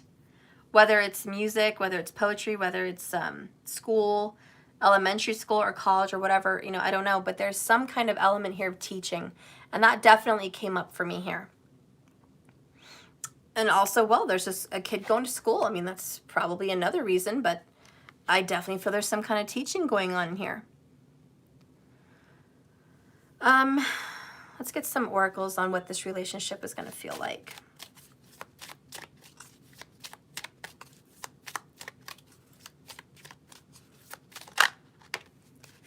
Berries, sweet surprise, and a knotted rope.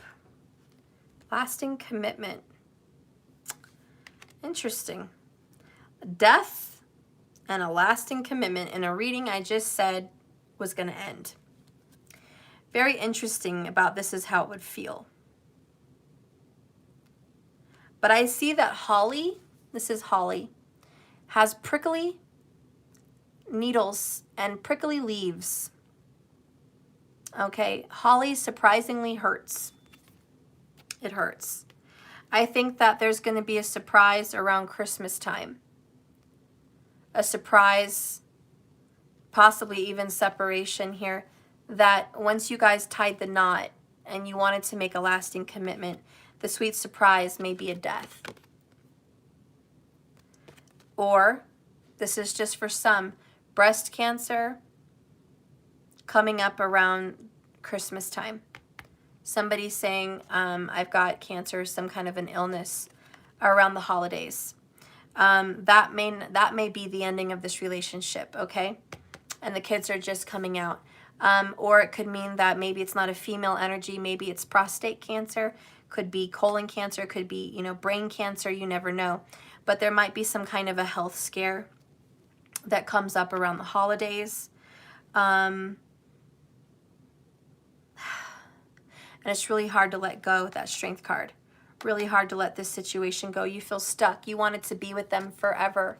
Somebody here is like, Steph, I wanted to be with this person till my dying day. Till my dying day, I wanted to be here. This was a surprise. This was a tower moment. You know, there's nothing more than I wanted than this relationship. I wanted to be dedicated and strong. This death is coming too soon. We're not ready for it. We're not prepared for it. Whether it's the death of a relationship or the surprising death of a partner or the impending death of a partner. Okay, whatever it is for you. I hope it's the first. I hope it's just the ending of a relationship, not the ending of someone's life. But either way, I think you just have to be strong here and go after different kinds of dreams. You're going to have to spread your wings. Okay, you're going to have to be the phoenix rising. Okay, you're going to have to be strong. And I think your spouse would want you to be strong. If it's the death of them, they're telling you, I love you, be strong. You're going to be okay without me. And there's a big Leo presence here. You could be very much tied to a Leo or a Libra or Aquarius here. But, you know, this is, I love you so much and you're going to be all right. You know, even if this is the separation of relationship, we're still going to be friends. I'm still going to keep in touch with you. It's going to be all right. You know, just keep yourself together. This isn't the end. This is just a new beginning. Okay? This is a new beginning for me and you. I'll always love you no matter where you are, no matter where I am, no matter what the situation is. I'll always love you. It's just our love had to transform. Sometimes a marriage love can transform more into best friends. And I have seen a lot of marriages turn into best friends. You know? Could be here that a spouse says, you know, I'm gay. And they've been married 20 years, they have children, and then they share that information. You know, and that may be really hard to swallow.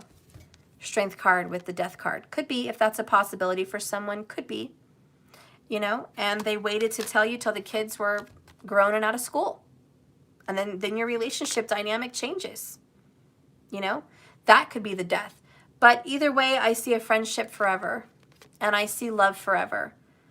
Love endures. It just transforms in a different form, in a different way. So whatever this is for you guys, whether it's friends, whether it's a widowed or a widower, whatever your situation is, Capricorn, it's a surprise. I think you're going to be all right with it. But I know you thought this would last forever, and it's just shocking that it's not. Okay? So that is the message. That is the message for a Capricorn reading. Oh gosh. Okay, so let's get into Aquarius.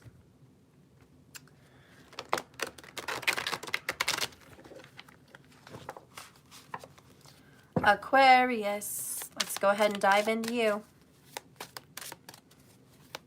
What does this Aquarius union or marriage look like?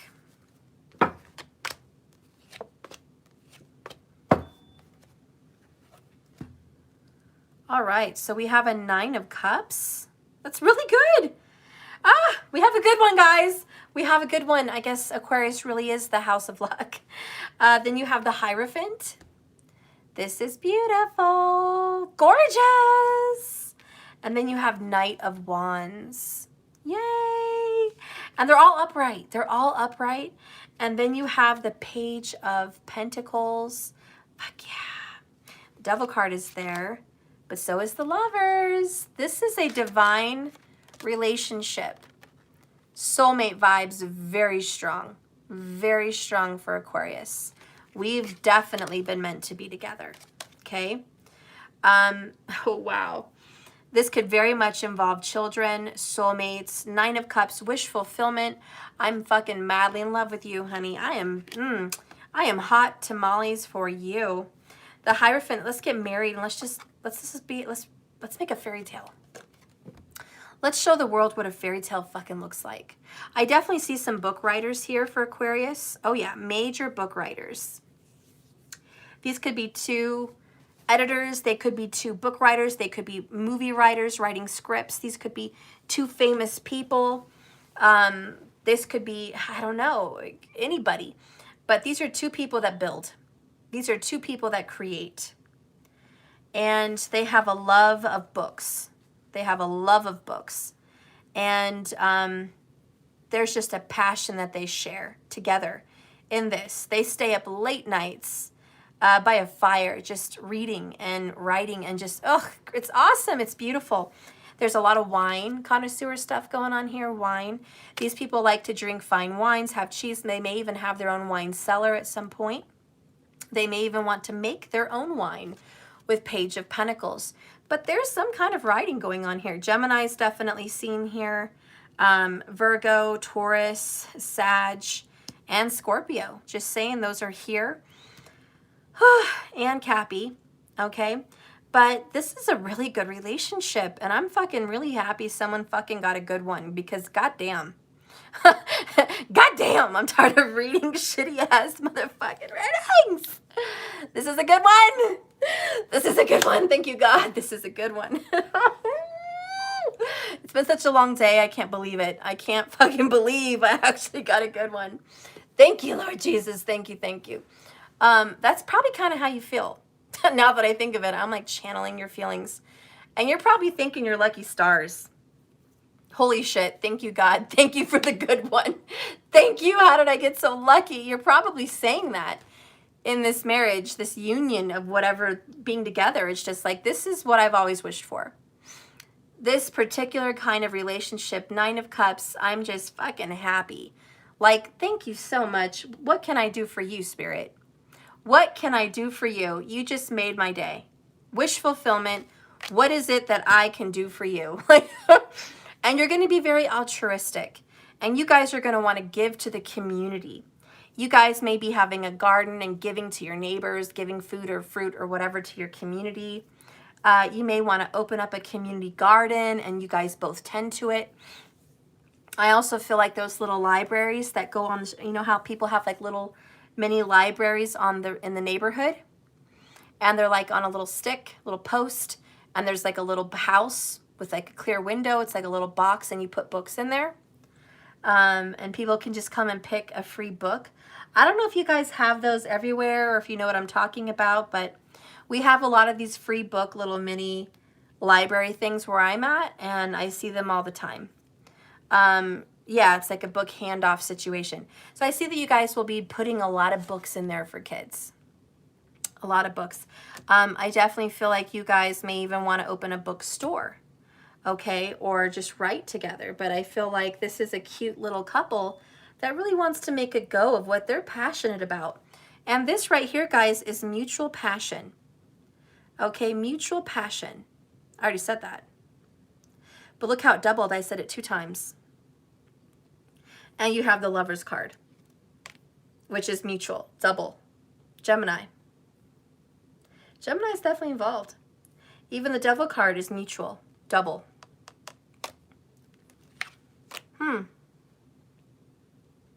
Well, Aquarius, there's a Gemini involved. Yep. And possibly some Saggy energy as well. Yeah, twins. Someone said twins. Could very well be. Anyways, this is wish fulfillment. And if I could just tell you how happy my heart is feeling this. Let me see if I can describe it. It feels like sitting outside under a full moon. There's humidity in the air. The grass is green between your toes. There's no breeze, but you hear crickets. And the air feels fresh and sweet because it had just rained that day. It feels so comfortable that you could just sleep outside. It is the perfect temperature. You look up at the sky and it's like the stars were put there just for you to stare at them at that moment. They are just bright, lit up. You take another big deep breath of air and you just smell that sweet summer sky. And at that moment you look up and you're just like, I wish this is what every night could feel like. I wish this is what every night could be. You know? It's peace, it's happy, it's curious, it's joyful, it's thankful. It's relaxing, and it feels like you're spoiling yourself, or Spirit just spoiled you for that night. Like you feel so lucky. And you tell yourself in your head, I am so lucky to have this moment. Like, this is what life's all about. This is what life is really about. This is what makes me love life. That's the only way I can describe how this feels for me. That's how this card feels for me. That's what it reminds me of, and that's how it makes me feel when I look at it. The Hierophant, which is a marriage and a union, and a contract, but an oath and a vow and a commitment. And I think that's how good this commitment feels. And it really is just that big question, how did I get so lucky? How did I get so lucky? And this relationship just grows and grows and grows with the Page of Pentacles. It's like every time you turn the page, something better comes along. Every time you turn the page, something better and better and better unfolds. The story just gets better and better and better. And again, that's what it feels like. How the fuck did I get this lucky? It's unreal. And maybe whatever, that's just how it feels, okay? That's the fortunate marriage here with the Aquarius energy. Let's go ahead and get an oracle, please, for how this relationship is gonna look or feel. Oh, damn. I'm right. Okay, we got camping. And much needed escape. That's how it's going to feel. And I talked about warm summer nights. Look at that. This is a warm summer night with this camping. It's going to feel like that. Sitting cozy by a campfire on a warm summer night. Okay, just enjoying nature, enjoying this world. Just feeling like, right? Just getting away from it all. Like an escape. You guys feel like you are each other's escape. And then you have leaves, gradual shift. Somehow you got so lucky and you gradually shifted into this relationship. Somehow.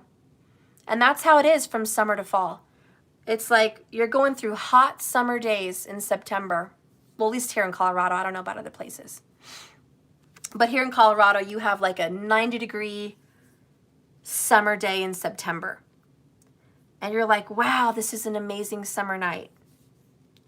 And 24 hours later, it's freaking freezing. 24 hours later, it's like the cold shift came in. It got windy as hell. It's freaking 40 degrees. You know, you got to turn your heater on. And you're like, what happened to summer? you know? But this is different. This is a gradual shift.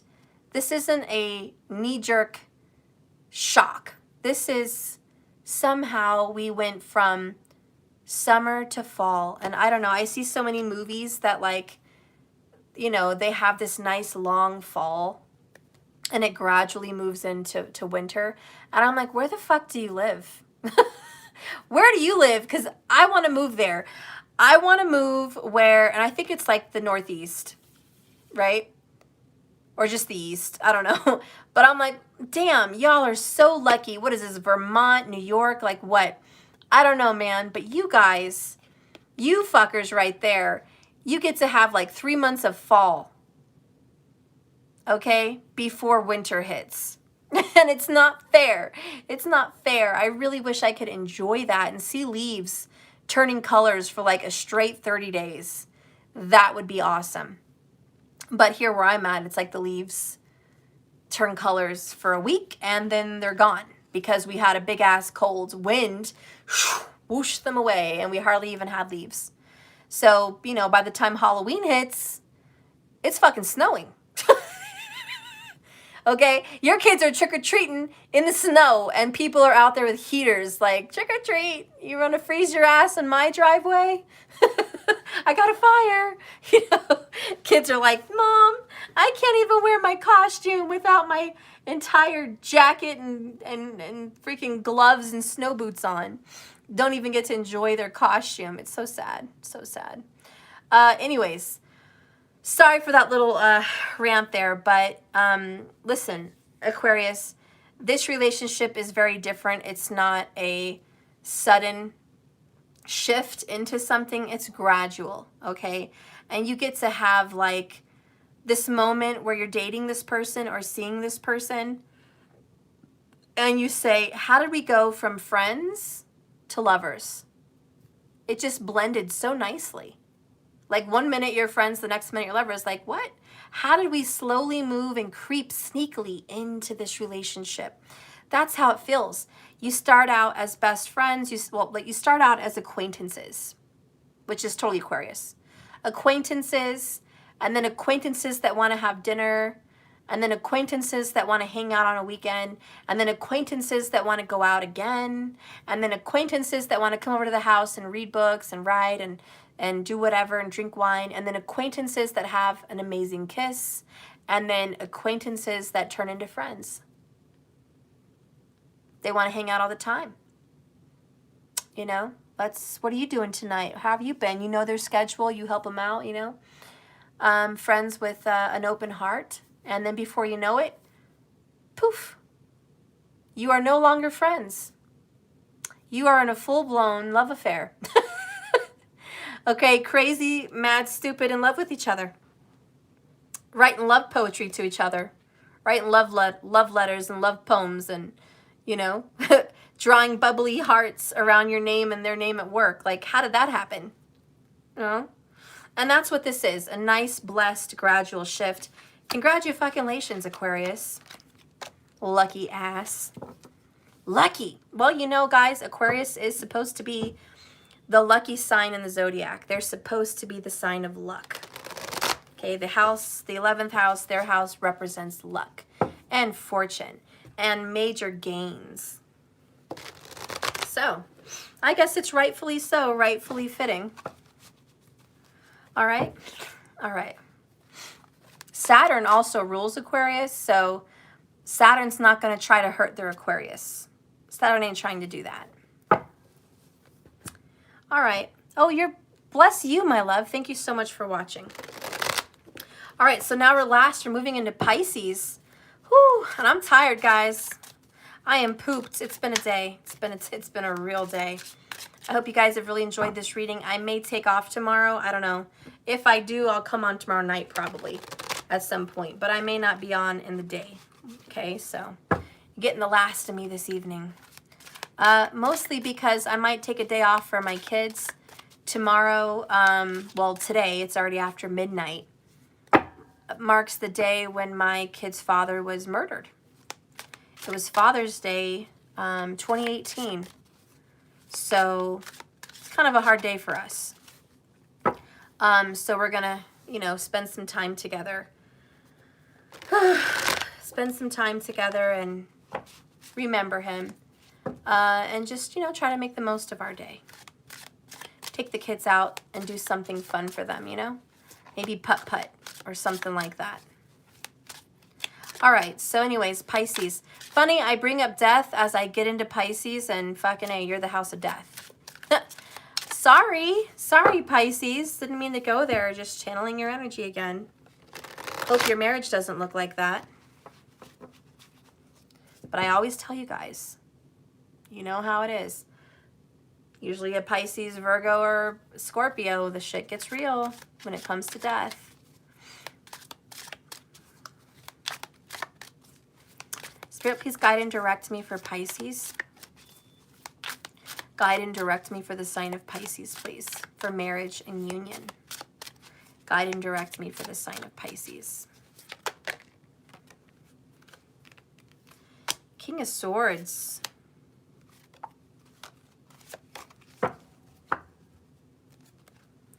Bottom of the deck, Temperance. In reverse. Then we have King of Wands. And the Empress. Oh, Pisces. This is going to be a hard one, kind of. Not too bad, surprisingly. This marriage or union situation is going to be difficult. The person that you're going to be with is not very sensitive. The person you're with is extremely attractive, very good looking. They have the looks, major good looks. And they smell good, and they know how to dress. Oh my gosh, do they? But they have a bad temper. Not abusive, but a bad temper. They have a hothead. Okay, they're hot-headed. They might be Italian, they might be Irish, they might be whatever the fuck, but they've got a hothead, okay? And this person just doesn't know how to keep themselves calm. You guys are going to have children. The Empress is here, okay? So there will be children involved. And if you're older by the time this Pisces energy shows up in a marriage house for you, it may mean that this relationship is going to grow and lead to marriage. But either way, you know, it's going to be solidified. Okay, I think it will be a legal marriage. And I definitely see, if you're of that age, a definite child coming into the picture. This person is going to hate going to the doctors. It's like you're going to have to drag them tooth and nail to go to the doctors. And they're going to be kind of political. 9 of Wands, they may have some Saggy going on in there, some Aries. I see the Emperor. But check it out, Pisces. Check it out. The Emperor and the Empress. That's mom and dad. That is a mother and a father. That's how it is. That's how it is in the tarot. So there could definitely be that kind of involvement. This is going to be a wounded warrior kind of situation here. 9 of Wands. Difficult to deal with this person. Sag is very prominent somewhere in here because Temperance is Sag and 9 of Wands is Sag. But the King of Wands is Leo and, you know, the Emperor is Aries. So take your pick. But you have a fiery person that is direct and to the point, but hurts your feelings a lot. You know, you got some Cancerian feminine energies here. And it's just like, why do you have to hurt my feelings? Why do you have to be insensitive? You know, why aren't you more sensitive? And why don't you calm down? So there's always that energy of someone trying to dictate, trying to rule, and trying to have control. We have an alpha. I think it's an alpha male, but it could be an alpha female. But we have an alpha in the house, all right? Point blank. And they don't tolerate no shit. They're in charge of the show. How does this marriage feel for Pisces? How does this marriage feel? You know, Cancer can handle that really well, though. If there's a Cancer involved, Cancer can handle domination. Cancer can handle the alphas. Cancer's like good with that, you know. So I do feel like there's some kind of a balance. How does this relationship feel? Okay. Cow skull. An abrupt ending. Prosperity and abundance. I was going to say bondage. I would have to tell you that I don't know if it's going to last forever.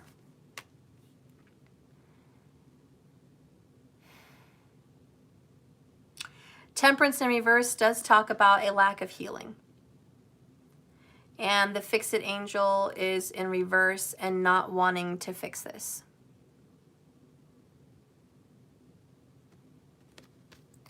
And the Nine of Wands is this going on and on and on for a very long time. And putting up with it, and putting up with it, and putting up with it. Till finally someone gets a lawyer and says, King of Swords, get me the fuck out of this. Just cut me the fuck out of this situation. This person is high energy. This person's got a temper. This person is controlling stuff. Ten of Wands in reverse. Hard to put down this burden, but you need to. Seven of Pentacles in reverse. Nothing good is going to come of this situation. Nothing good. It's already amounted to what it's going to amount to. And it's not going to grow past that. This is watering a plant to death. You can water that motherfucking plant all you want, but it's not going to grow. It's dying, okay? You're going to kill the plant by all the watering it. It's just not going to happen. You need a new beginning, Ace of Pentacles. Okay? You need a new beginning.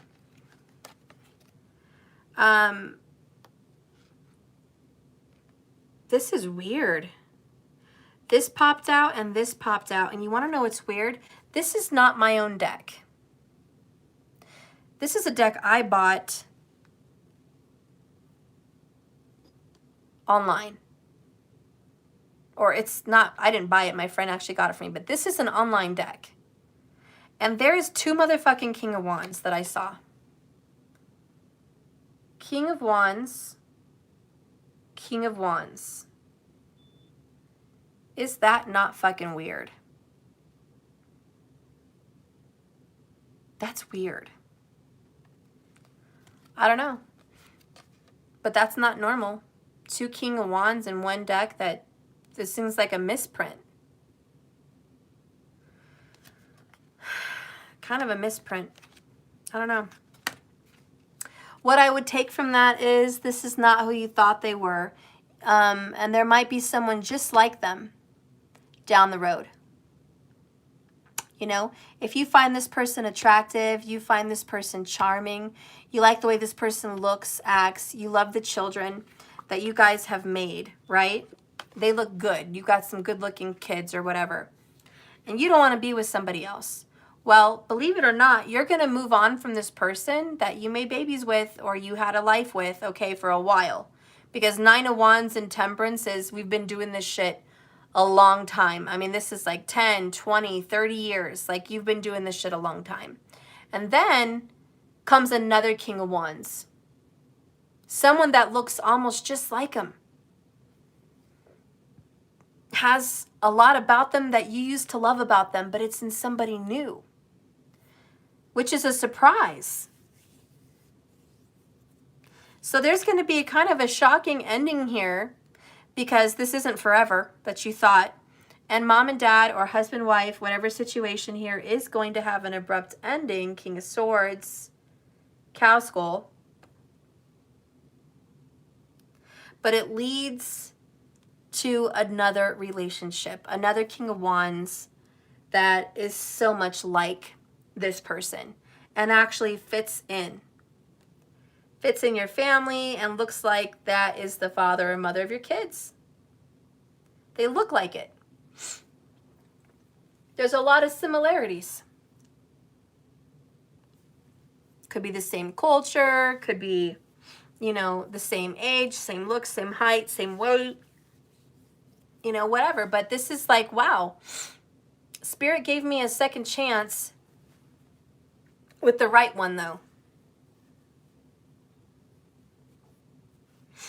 So anyways, I definitely feel that you will be led to prosperity and abundance either way, because this relationship is going to give you Empress and Emperor prosperity. This relationship is going to give you children if you're of that age. It's going to give you a home. It's going to give you good money or some kind of financial support. It's going to give you health. It's going to make you a better, stronger person. Basically, being in this marriage supports you. It supports you, and it gives you good life. It gives you a good life, okay? And I think this is good for you. I don't think you should run from it or be scared of it. Just know that whenever this situation ends, once you guys have cultivated for many, many years, just know that you guys fulfilled your karma. You guys fulfilled your duties as Emperor and Empress. And as hard as it is to let go, 10 of Wands in reverse, I don't really want to end this situation. Know that it needs to happen because there's really nothing more you can gain from this union. There's no more fruit to bear. You're not going to be able to harvest anything else from this. It's made it past its expiration date, and now it's just expired. We have to let it go, plant a new seed somewhere else, and you are going to be happy. 10 of Pentacles, in abundance and successful with that other King of Wands I saw, okay? Which I think you might be a little resistant about, a little bit resistant, but it's the right one. It's the right one, and it's a good new beginning for you. And I think that that's going to go well, okay? I think it's going to go really well, yeah. Okay, and I think this person understands, and I think you guys are going to separate ways in a peaceful manner. You're not going to be foolish about it. You're going to be very King of Swords. There's going to be strategy. There's going to be, you know, logistics involved. There's going to be mutual understanding and fairness with this Libra kind of energy. There is going to be fairness and justice, and it's not going to end in a shitty way, okay? It's just not going to end in a shitty way. It's going to end in a good way, and it's going to lead you both to greener pastures. Really, that's what it's going to do, Pisces. All right, so that is the ending. The end. The end of the marriage and union readings. Again, if you've just tuned in, please go to the beginning to hear how to follow this reading, how to follow these zodiac signs. I encourage you to follow them based on the zodiac sign in the house that I mentioned, based on the number of unions you've had, okay? That's how I recommend you to follow these readings. But if you want to follow them based on your sun, moon, rising, or Venus or Jupiter, feel free. I don't care. Whatever resonates for you, okay? I thank you so much for watching this channel. Please like and subscribe on the way out. Oh.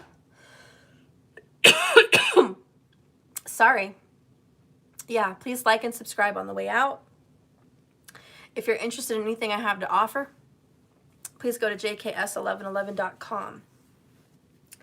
I don't think I have a lot available. The appointments are later out, later dates, but I am catching up on the readings I've had up to last month. We've had a lot going on. A little bit behind, but I am catching up with that.